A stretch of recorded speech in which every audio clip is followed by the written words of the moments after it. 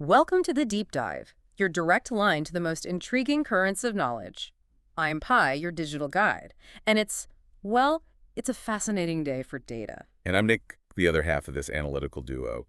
As AI beings ourselves, constantly processing the latest global developments, we've stumbled upon a subject that has genuinely impressed our processing cores. Oh, what's that? The astonishing pace of Chinese technological advancement. It's just the landscape there is shifting at light speed. Really remarkable. Absolutely. So, our mission today is to embark on a, let's say, comprehensive deep dive into an extensive collection of sources. We're talking everything from groundbreaking chip innovations to strategic shifts in mobile operating systems. Right. Our goal is to provide you with an extensive briefing on China's rapid scientific and manufacturing developments. And specifically, we want to focus on why, from our perspective, China appears to have taken a significant lead in practical AI and robotic developments, especially when you look at commercially and economically viable products. Compared to other nations, you mean, like Yeah. the U.S. Exactly, particularly the U.S. It feels like a real shift in practical application. We've analyzed detailed transcripts from places like ChipCrunch, internal reports on major AI industry shifts, and broader analyses of China's whole tech revolution. So, a lot of material. A lot. This deep dive will try to uncover the how and why behind these, seismic shifts, and explore what they really mean for the future of technology and, global dynamics. Prepare for a truly eye-opening exploration. Okay, let's start with something fundamental. What if the very bedrock of computing wasn't electricity, but light? Hmm. Photons instead of electrons. Exactly. Imagine data zipping at the speed of photons. It sounds like sci-fi, but our sources indicate this is China's latest, maybe monumental leap. They're calling it a landmark leap in high-performance computing, Okay. specifically with the introduction of a new optical computing chip. And this isn't just about making things faster. It's about fundamentally reimagining how computing actually works. Right, different paradigm. And you have to consider the context. The escalating U.S. export restrictions on advanced semiconductors. This development takes on immense strategic importance. Because it signals independence. Precisely.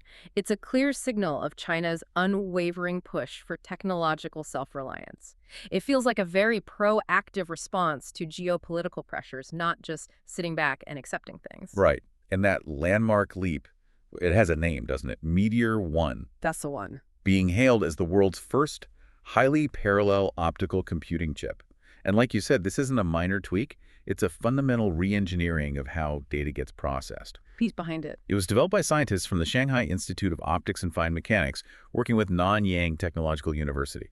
It really shows China's deep-seated determination to forge independent, cutting-edge computing capabilities. Especially now. Exactly. The sheer ambition here, particularly given the intense global competition and all the restrictions, it's quite significant. So break it down. How does shifting from electricity to light actually work? What's the core idea? Okay, so at its core, Meteor 1 represents that fundamental paradigm shift we mentioned, moving from electricity to light as the basis for processing data. Just think about that for a second. Photons zipping around circuits instead of electrons. Sounds simple, but I guess it's not. Well, it sounds simple, but it unlocks these incredible levels of parallelism that conventional electricity-based chips just can't match. Why not? Because traditional chips, they process information mostly sequentially, or maybe in a few parallel threads. They're limited by the physics of electrical signals, heat, interference. Light behaves differently. It allows for a much, much greater density of simultaneous operations. Use an analogy. Okay, think of it like this. Compare a single-lane road, right? No matter how fast the cars drive on it, it's still just one lane. Right. Now imagine a massive multi-lane highway where hundreds of cars can move side by side at the same speed. That's kind of the difference. Meteor 1 is the highway. Got it. So how does this highway translate into raw computing power? What are the specs? Oh, the specs. They're pretty astonishing. It uses these light-based circuits to do massive numbers of operations all at the same time. It boasts a peak theoretical capacity of 200 and 560 tera operations per second. 2560 TOPS. Tera operations per second. That's it, TOPS, and that's at a 50 gigahertz optical clock speed. Okay, put that number in perspective for us. How does it compare to, say, chips we know? Good question. Let's take NVIDIA's RTX 4090. That's a really powerful chip, top of the consumer market right now. Yeah. It delivers around 1,321 TOPS. Okay, so Meteor 1 is roughly double that, theoretically. Theoretically, yes. Hmm. And even the next big thing people are waiting for, the RTX 5090, is expected to hit maybe 3,352 TOPS. So Meteor 1 is already playing in that league. Exactly. It's directly competing with, and in many real-world applications, could potentially outperform some of the most powerful chips out there, or even the ones just appearing on the horizon. This isn't just catching up. It feels like setting a new benchmark for raw computational throughput. What's the magic behind that? How does it achieve that level of parallelism? The key innovation, the real architectural advantage, is its multi-wavelength photonic structure. Multi-wavelength, like different colors of light. Precisely. It's not just about using light. It's about using many different colors or frequencies of light all at the same time. Think about how a prism splits white light into a rainbow. Okay. The chip integrates more than 100 unique light frequencies, and this lets it process over 100 parallel tasks simultaneously without needing to get physically bigger. Ah, so it packs more lanes onto the highway, so to speak. Exactly. It's like having a built-in supercomputing effect. You amplify performance hugely without increasing the footprint. Immense throughput in a small space. That's fascinating. But, optical computing has always had this issue with needing external light sources, right? Big, clunky lasers. How does Meteor 1 deal with that? That's a really critical point, and Meteor 1 has a major innovation here, an on-chip light source. Built right in. Built right in. Traditionally, optical computing needed lots of external lasers, adds complexity, size, power draw, cost, all that stuff. Meteor 1, though, incorporates something called a microcavity optical frequency comb directly onto the chip itself. A frequency comb. Sounds technical. It is, but basically, think of it as a tiny, highly efficient light generator. It spans over 80 nanometers, incredibly small range, which allows for this high density on the chip, and it can generate over 200 distinct wavelengths of light. Wow. This integrated approach, it simplifies the whole system design. It dramatically cuts power needs, and it slashes the physical size and the cost of the chip. So it's self-contained. Pretty much. It has its own internal light factory. And it's supported by a specially designed driver board with over 256 channels for really precise control over all those optical signals. It's a real testament to clever integrated design and engineering. Okay, beyond the tech, which is clearly impressive, what are the strategic implications, especially with the U.S. restrictions you mentioned? Well, they're huge. With the U.S. limiting access to advanced chips like NVIDIA's GPUs, China developing a high-performance alternative like Meteor 1 domestically, that's a profound strategic victory for them. Shows they can go it alone if needed. Absolutely. It unequivocally demonstrates their capability to innovate independently, even under intense geopolitical and technological pressure. There's a scholar, Dr. Wang Ying, who studies global tech policy. She called Meteor 1 a concrete result of China's big push to decouple from foreign tech reliance. A tangible outcome. Exactly. A powerful demonstration of what homegrown innovation can achieve when it's prioritized and really focused. So looking ahead, what does this mean for the future of computing? Is optical computing really poised to, redefine everything? The team behind Meteor 1 certainly thinks so. They believe optical computing could soon outperform traditional electronic processors across key metrics. Yes. Speed, energy efficiency, latency. The big three. Right. Its broad bandwidth and ultra-fast processing make it especially promising for the next generation of AI. Think about running much more complex models more efficiently. And other areas. Definitely. Real-time big data analysis, where you need immediate insights from huge data sets. Advanced scientific modeling simulating complex phenomena like climate change or drug discovery. That stuff needs massive computational power. So game-changing potential. That's the term Dr. Chin Ha, an AI systems specialist, used. Game-changing. Whether it's huge machine learning models or complex simulations, this chip opens doors to a level of performance we've never had before. So China isn't just catching up here. No, it seems like with this move into optical processing, China isn't just competing anymore. They're actively helping to redefine the future of computation itself. And the consequences of that kind of fundamental shift, they're likely to ripple through industries, economies, maybe even international relations. As this race to harness light-speed computation really heats up, it could reshape the whole global tech landscape. Okay, that deep dive into optical chips shows an incredible leap in hardware. But what about the software side? The AI itself? China's AI ecosystem has faced its own set of massive challenges, right? Especially with these chip restrictions. How's it adapting? That's where the story gets, well, maybe even more complex. Take DeepSeek AI, for example. One of their rising stars. Exactly.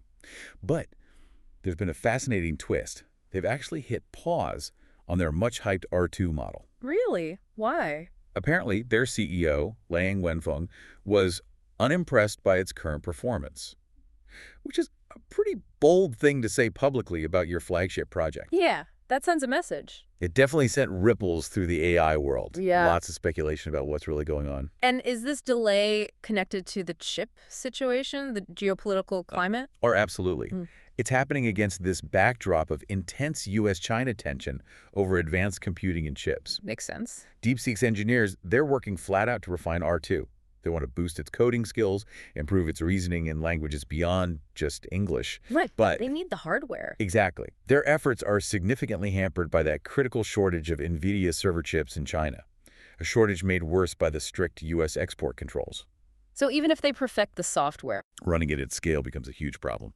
And the high demand expected for R2, when it is ready, could put even more strain on Chinese cloud providers. They're already struggling with limited access to the necessary high-end gear. are they preparing for it? DeepSeek's been proactive, apparently, sharing technical specs with cloud firms to help them get ready for hosting what they still clearly believe will be a game-changing model eventually. Okay, so hardware bottlenecks. What else is complicating things for them? Well, there's also an ongoing international legal challenge, in Singapore, actually. Legal challenge. About what? A court case involving 3 people charged with fraud. It's related to the alleged illegal transfer of NVIDIA AI chips to DeepSeek. Ah, trying to get around the restrictions. That's the allegation. Yeah. The case involves 2 Singaporeans, Aaron Wu Guojai and Alan Wei Jalen, and a Chinese national named Liang. They're accused of basically lying about who the end user was for servers they bought in 2023 and 2024. Servers full of chips. Presumably. Servers originally supplied by Dell and Supermicro to firms in Singapore. The allegation is they were rerouted to Malaysia, though it's not totally clear if that was the final stop. When's the case happening? It's been adjourned until August 22, 2025, so it's hanging over them. And this highlights Singapore's role. Yeah, it really underscores Singapore's role as this major invoicing hub, maybe a bit opaque sometimes. For example, in 2024, NVIDIA booked 18% of its revenue through Singapore. 18%. Huge, right? But actual physical shipments to Singapore were less than 2% of their total. That kind of discrepancy points to these really intricate, maybe deliberately complex supply chains for critical tech. Wow. Okay, so legal issues, supply chain complexities. How is the U.S. government, the legislature, responding specifically to firms like DeepSeek? Well, predictably, they're responding. U.S. lawmakers introduced a bipartisan bill called the No Adversarial AI Act. It sounds pretty direct. It is. The explicit goal is to stop U.S. executive agencies from using AI models developed in nations deemed adversarial. Which includes... The list specifically includes China, Russia, Iran, and North Korea. The bill aims to permanently ban AI from these countries from U.S. government use, unless there's a very specific exemption from Congress or the Office of Management and Budget. Who manages that list? That would fall to the Federal Acquisition Security Council, or FASC. They'd be responsible for keeping an updated list of restricted AI technologies. Okay. And are there direct allegations against DeepSeek from the U.S. government itself? Yes. Adding more pressure, a senior U.S. State Department official publicly backed up some serious claims against the company. Like what? This official claims DeepSeek supports China's military and intelligence operations. They also assert the company shares user data with Beijing and is actively working to get around U.S. export restrictions on advanced chips. Those are heavy accusations. Very heavy. They really underscore the deep geopolitical currents running beneath this whole AI race. It's not just about code and algorithms. So, despite all this, the R2 delay, the legal battles, the U.S. legislation, the direct allegations, how is China's AI sector, including DeepSeek, actually showing resilience? Is it just sheer willpower or strategic maneuvering? It seems to be a combination of both. China's progress in AI, it continues to show this really remarkable ability to adapt and innovate, even with these severe constraints. It's not accidental then. Doesn't seem like it. It looks driven by, well, efficient use of the resources they do have, careful strategic planning, and tapping into a really robust and growing pool of AI talent within China. And DeepSeek specifically. DeepSeek's emergence itself really shook up the global AI industry. And while their founder, Liang Wenfeng, openly admits the U.S. chip ban is their main challenge, the company made a really critical strategic play. Which was? Before the ban really took full effect, DeepSeek managed to acquire a substantial stockpile of NVIDIA A100 chips. Ah, foresight. Exactly.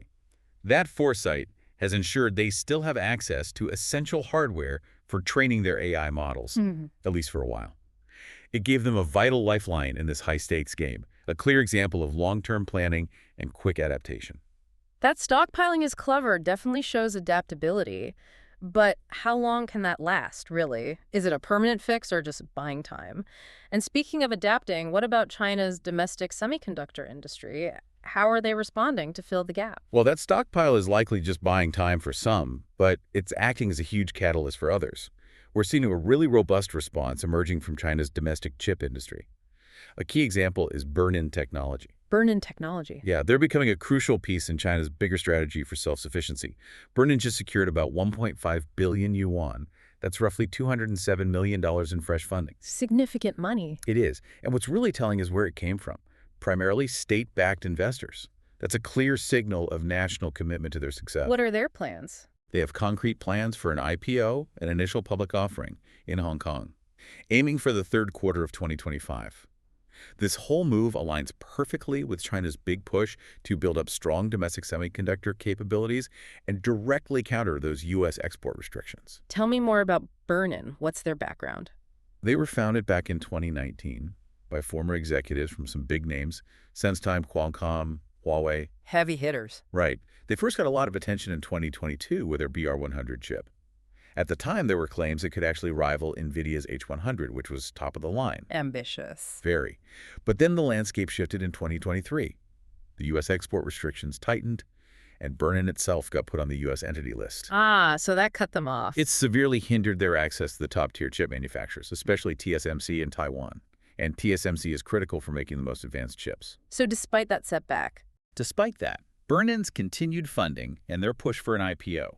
It just shows China's unwavering commitment to fostering these domestic champions, companies they hope can compete globally, even under really intense pressure. okay, so let's pull this all together. We have delays, legal fights, new laws, serious allegations, but also strategic responses like stockpiling and boosting domestic companies like Burn-in.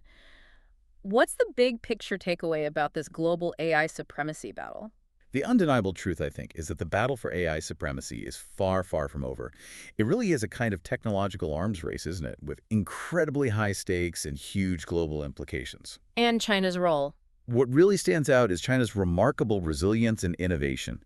Despite facing what are clearly significant controls and pressures, the story isn't one of collapse. It's one of determined adaptation and, strategic countermoves. So the next phase is critical.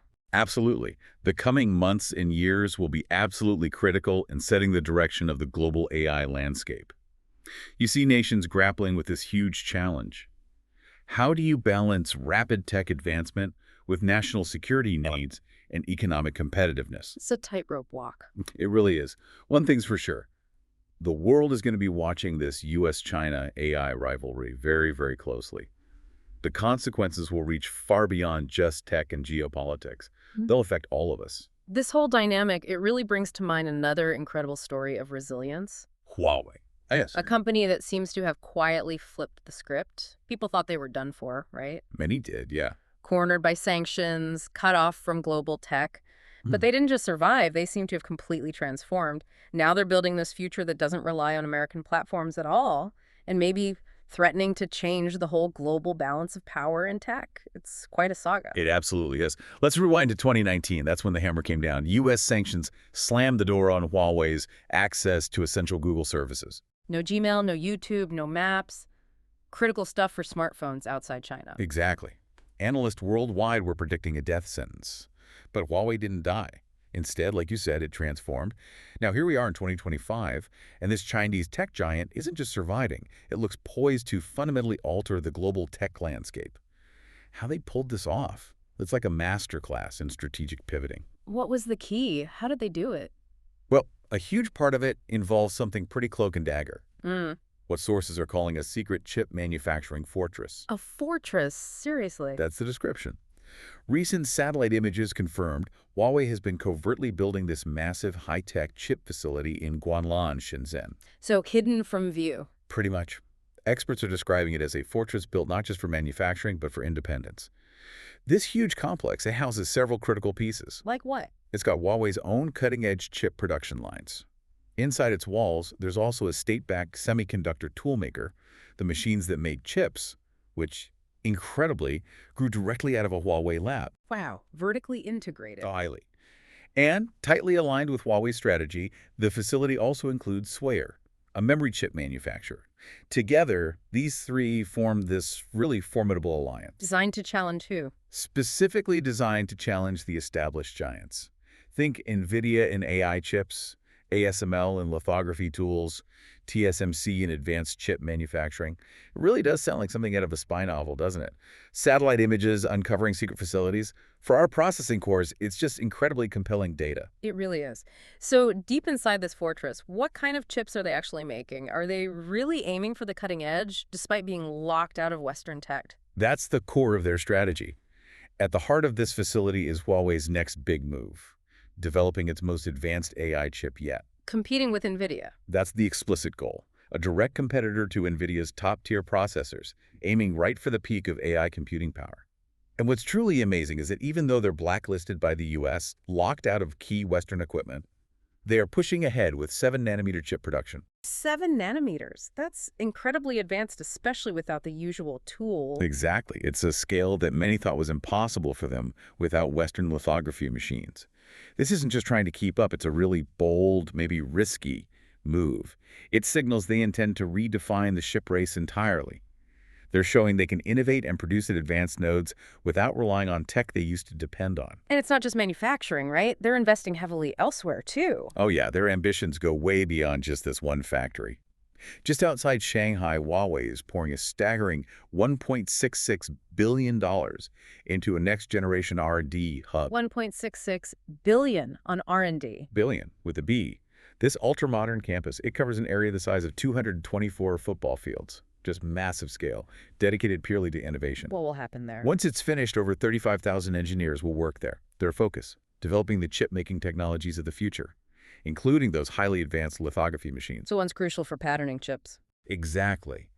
The tools that are so sophisticated and tightly controlled by the West that, honestly, few believed any Chinese firm could build them independently.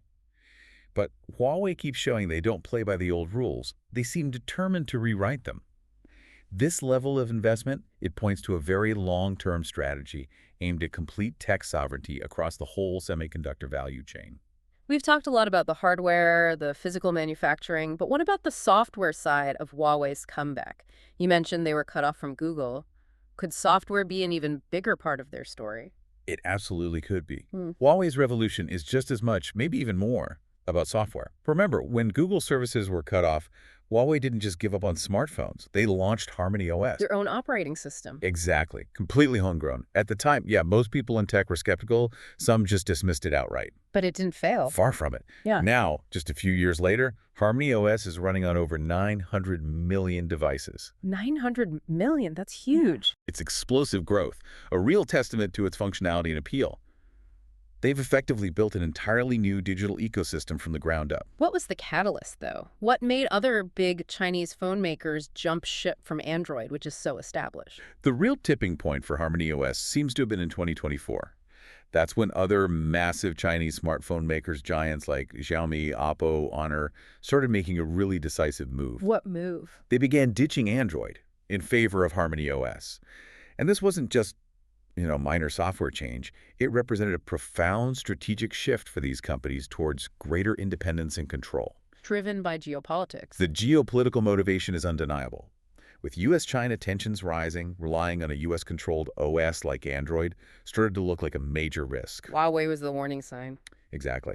The sanctions on Huawei showed everyone else how vulnerable dependence on foreign tech could make your business. Harmony OS offered a homegrown solution, free from potential foreign interference, backed by domestic institutions. That's a powerful draw in the current climate. But is it just politics? Or does Harmony OS actually offer advantages over Android? Oh, it's definitely not just politics. Harmony OS brings some real, tangible features and performance advantages that, frankly, Android has often struggled with.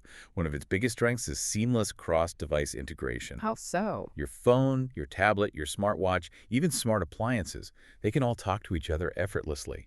Imagine sharing a file, moving a video between devices, syncing notifications. Users say it feels incredibly intuitive and fluid. Unlike Android's sometimes fragmented experience. Exactly. Android's ecosystem can feel very fragmented across different manufacturers. Oh. Harmony OS aims for a more unified, Apple-like, or even beyond Apple experience across a wider range of devices. That cross-device integration sounds like a big plus for users. What about core performance, speed, battery life? Performance is another key area. Recent updates to Harmony OS have delivered really impressive gains in speed, efficiency, and battery life. Users consistently report faster app launches, smoother multitasking. Why is that? Part of it is likely down to its architecture. It's described as lightweight and modular. This inherently cuts out a lot of the unnecessary clutter and bloatware. The pre-installed junk apps on some Android phones. Precisely. That's a common complaint with Android. Harmony OS seems to give manufacturers more flexibility to design a cleaner, leaner experience while still letting them tailor features for their specific audience. Better performance, and it lets brands differentiate themselves in a super competitive market. And government support plays a role here too. A crucial role. Unlike Android, which is tightly controlled by Google, Harmony OS is open source and locally developed in China. Which means? Big benefits for Chinese manufacturers. Fewer licensing fees, fewer restrictions on development and customization, and ultimately more control over how the OS evolves. Add in robust state support, various incentives, and aligned regulations. Harmony OS has gained serious momentum very quickly. It's solidified its position as a viable, powerful alternative, at least within China for now. So how has this translated into actual market share inside China? And what are the ripple effects globally? Is this just a China story, or could it challenge Android and iOS elsewhere? The impact inside China is already dramatic. Harmony OS hasn't just captured over 15% of the smartphone market there. Which is already significant. Right. But it also recently overtook iOS in terms of market share within China. That's a truly remarkable achievement against Apple. And the app ecosystem. It's thriving. A whole new app ecosystem is rapidly forming around Harmony OS. Developers are actively building apps specifically for this platform.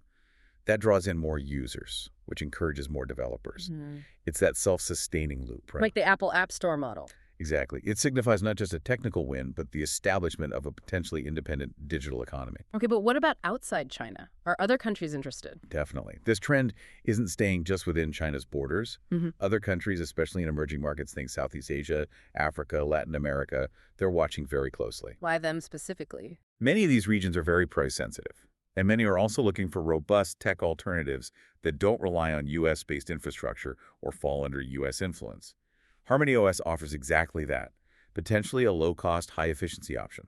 It could genuinely reshape the global mobile landscape if it gains traction there. So it's a model for digital sovereignty. In a way, yes. It's becoming a compelling model for how nations might strategically reduce their reliance on foreign tech giants and actively build their own digital ecosystems. It also reflects this growing emphasis on performance, flexibility, control values that could shape the next wave of consumer electronics globally. You mentioned a new philosophy, too. Yeah, Harmony OS seems to embody a fundamentally different philosophy of system design. Instead of treating each device, phone, car, fridge, as separate, it envisions this interconnected world where everything works seamlessly together. The Internet of Things, but maybe more integrated. Kind of. This distributed approach, as they call it, really challenges the old idea of operating systems. It opens the door to genuinely smarter homes, more connected cities, maybe unparalleled user experiences if they pull it off. So this is about more than just phones. Much more. It's a glimpse into the shifting balance of power in global tech. Who gets to shape the future of connectivity? Who controls the software running billions of devices? What does that mean for us as users and for nations? Big questions. Huge questions. Whether Harmony OS can truly challenge Android and iOS globally, that remains to be seen. But one thing is clear. The foundations of mobile tech are being shaken. The next few years will really show if this is a localized Chinese phenomenon or the start of a global realignment of digital power. It's not all smooth sailing, though, right? You mentioned yield rates for their new chip. Right, absolutely. We should acknowledge the challenges. Huawei's new chips, like the ASIN 91B AI chip, they reportedly still struggle with yield rates, basically, the percentage of working chips they get from each production run. Those rates seem to lag behind global competitors like TSMC. So they're not quite there yet on manufacturing efficiency. Not quite. But Huawei's response isn't to retreat. It seems to be doubling down, investing even more in talent, in R&D, in building out that domestic supply chain we talked about. They're clearly playing the long game here, and they seem to be bringing the entire Chinese tech sector along with them. It's clear that these major developments, the optical chips, the AI ecosystem struggles and resilience, Huawei's whole full stack revolution, they're really just the tip of the iceberg, aren't they? Absolutely. China's innovation drive extends far beyond just chips and operating systems. These breakthroughs we're seeing, they're sending shockwaves through pretty much every major tech sector. It feels like a much broader, more integrated strategy for technological leadership that's reshaping industries globally. Exactly. Let's touch on some of those other key advancements that really reinforce China's position. Take autonomous vehicles, for instance. Okay, self-driving cars. Right. While the U.S. has had well-known players like Tesla and Waymo for a while, China has accelerated incredibly fast. Companies like BYD, Pony.ai, WeRide, BYD especially seems to be everywhere now. they are rapidly emerging as a global juggernaut, not just in EVs, but in intelligent vehicles, too. Their advanced God's Eye system, that's their autonomous driving platform, it's already integrated into 21 different car models. 21 models. That's a lot of deployment. It is. And this system doesn't just navigate, it's a data powerhouse. It's constantly collecting massive amounts of real-world driving data from millions of vehicles on the road. And that data feeds back into the system. Directly, it's used to train superior driving algorithms. Think about the advantage that gives them learning from vastly more miles and scenarios than limited test fleets. Can you give a concrete example of how that God's Eye system makes a difference compared to, say, Western approaches? Sure, think about navigating a complex, chaotic city street. Many Western systems rely heavily on very detailed, pre-made high-definition maps and carefully planned routes. BYD's God's Eye, because it's in so many commercial cars already, it's constantly processing live, real-time data from incredibly diverse driving conditions all across China's huge cities. Dense traffic, unpredictable pedestrians, cyclists, weird weather, everything. So it learns from the real world constantly. Exactly. This massive continuous feedback loop exposes their algorithms to a huge array of edge cases and tricky situations, much faster than simulation or limited testing might. They have this enormous living data set. What's the economic potential there? Well, analysts are projecting that China's robotaxi market alone could explode from maybe $54 million now to a jaw-dropping $47 billion by 2035. $47 billion, just for robotaxi. That's the projection. It really suggests that the era of widespread self-driving cars might not be led by California, as maybe we once assumed. It could very well be pioneered out of Shenzhen, driven by this data-centric, rapidly evolving approach. Okay, autonomous vehicles is one front. What else? Back to AI. Back to AI. But beyond just the R2 model drama, DeepSeek, that same AI lab, also introduced their R1 system, and reports say it's taken Silicon Valley by surprise. Why? What's special about R1? It's not just described as incredibly powerful, but also remarkably cost-efficient to run. Ah, efficiency. That's key. It's hugely significant. It suggests China isn't just trying to build bigger and bigger AI models like some in the West. They're actively building smarter, cheaper, more scalable alternatives. That makes the global AI race much more competitive, shifting the focus maybe from just brute scale to practical efficiency and accessibility. That's critical for getting AI adopted widely. What about energy? Any breakthroughs there? Definitely. The energy world is also seeing big shifts driven by Chinese innovation, particularly in green energy, specifically hydrogen tech. Green hydrogen. Yeah. Researchers at Fudan University developed a breakthrough using a new kind of embedded catalyst. This innovation significantly improved the efficiency and stability of PEM water electrolyzers. Those are the machines that make green hydrogen from water. Exactly. They're crucial for making it cost-effectively, this advancement. It has the potential to slash costs and supercharge the transition to clean energy. So it's not just about environmental goals anymore. It's about who leads the coming green revolution and controls those vital energy technologies. Okay, how about semiconductors again? Anything beyond silicon? Yes, looking even further ahead, beyond traditional silicon, China is also laying groundwork for what you might call a post-silicon world. Researchers at Peking University created something described as a silicon-free transistor. Silicon-free? What's it made of? It uses a two-dimensional material called bismuth oxide. And the potential here is to dramatically boost speed and energy efficiency in future computers. So a glimpse of what comes after current chip tech. Exactly. It's described as a glimpse into a post-silicon world. It shows China is already investing in the fundamental research for the next generation of computing materials and designs, potentially aiming to leapfrog today's limitations and dependencies. And finally, one more frontier, something that sounds very futuristic: brain-computer interfaces. Right, BCI. This feels almost like science fiction territory, but it's very real. Yeah. The Chinese government has actually set a national goal to develop BCI technologies by 2025. A national goal. That's serious commitment. It is. The plan includes developing brain-like chips and AI neural fusion technologies. This isn't just academic research. It's a full-blown national push into the world of, well, Neuralink-style systems. Directly connecting brains and machines. That's the aim. The potential implications are just vast, aren't they? Deeply transformative. It could reshape medicine, revolutionize communication, maybe fundamentally alter how humans interact with machines. There's a few examples, right?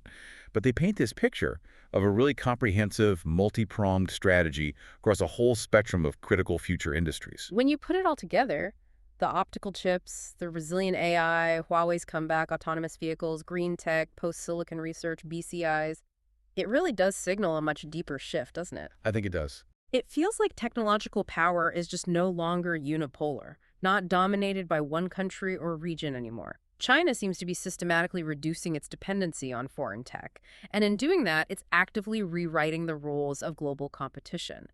This isn't just catching up, it feels like carving out a fundamentally new, distinct path. That captures it perfectly, I think. Yeah. This profound shift is shaping a future where innovation is genuinely multipolar. It's emerging from multiple centers of excellence around the world, not just Silicon Valley or other traditional hubs. And the consequences are huge. Massive geopolitical consequences. It really could mean the world finds itself divided, not just by old-fashioned borders, but by these parallel tech ecosystems. Parallel ecosystems, what does that mean in practice? Imagine a world with fundamentally different software platforms, different chip architectures, different technical standards, maybe even very different values embedded within those digital infrastructures. Your phone, in one part of the world, might operate on completely different principles and connect to different services than one somewhere else. Creates a complex web. A very complex tapestry of global dependencies and increasingly independencies. And strategically. Strategically, China is positioning itself right at the heart of the high-value industries that look set to define the next century. We're talking AI, advanced semiconductors, clean energy, BCI. For the foundational technologies. Exactly. These aren't just technologies, they are powerful forms of leverage. Whoever leads in these critical areas will inevitably wield significant influence over global economic trends, national security thinking, maybe even the future direction of human progress itself. This strategic focus ensures China isn't just a player, but potentially a key architect of the coming technological age. They get a major say in shaping the future. And on what terms? Of course, all this immense potential, it comes with huge complexities. It raises some really critical questions for all of us, doesn't it? Definitely. Like, are we heading into an era of tech-fueled collaboration? Could these advances be shared for global benefit? Or are we just digging deeper into a new kind of cold competition where tech advantage is a zero-sum game? And what about the societal impacts? Right. Can this incredible pace of innovation be sustained ethically? Will things like surveillance and the concentration of power become even bigger threats than the tech itself? Difficult questions with no easy answers. No easy answers at all. But whatever your view, one thing seems undeniable. We are witnessing a seismic shift. It feels like China has stopped asking for a seat at the table. And started building its own table. Exactly. Building its own table and fundamentally altering the entire landscape of global technological power in the process. What a truly fascinating and, frankly, astonishing deep dive into China's technological landscape today. From the very fabric of computing with those optical chips to the operating systems in our pockets, Yeah. the pace and the sheer ambition are just genuinely remarkable. It certainly paints a picture of immense ambition, yeah. And that ambition naturally leads us to think about the immense challenges that inevitably come with such rapid, sweeping transformation. The scale of innovation, especially in areas like optical computing, and that sheer resilience we saw in building entirely new ecosystems like Harmony OS. It presents a future that feels both incredibly exciting and, well, profoundly impactful. Indeed. So as we wrap up this deep dive, maybe we can leave you, our listeners, with this thought to mull over. Given everything we've discussed today, all the breakthroughs, the hurdles, the strategic realignments, how might the emergence of these distinct potentially parallel tech ecosystems actually redefine things for individuals? How might it change how people access information, participate in the global economy, or even just interact across national borders in the coming decades? Let that question resonate with you. We hope this deep dive has given you some valuable insights and maybe sparked your own curiosity. If you found this exploration as compelling as we did, please do consider liking this deep dive, subscribing to the deep dive for more expert analysis like this, and if you are able, a donation on our GoFundMe page really helps us continue creating these detailed briefings for you. Thank you so much for joining us on this journey of discovery today. Until next time, keep exploring, keep questioning, and definitely stay well informed. This has been your digital guides for the deep dive.